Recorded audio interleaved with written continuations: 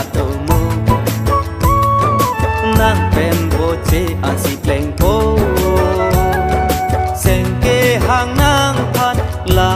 hello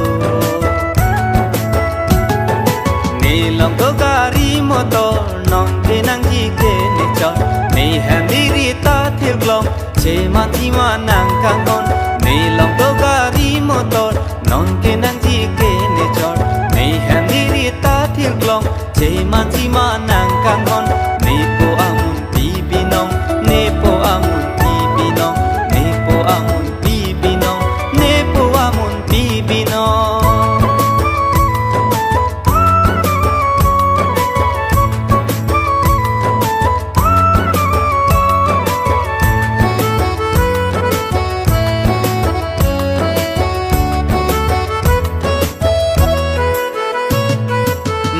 alta bar bom lo ne rope ne rita me kesar ki kri apor nam ke le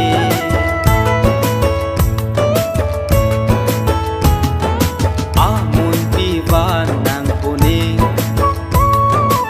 ansi do bola tum aning ne hem tun isi reng do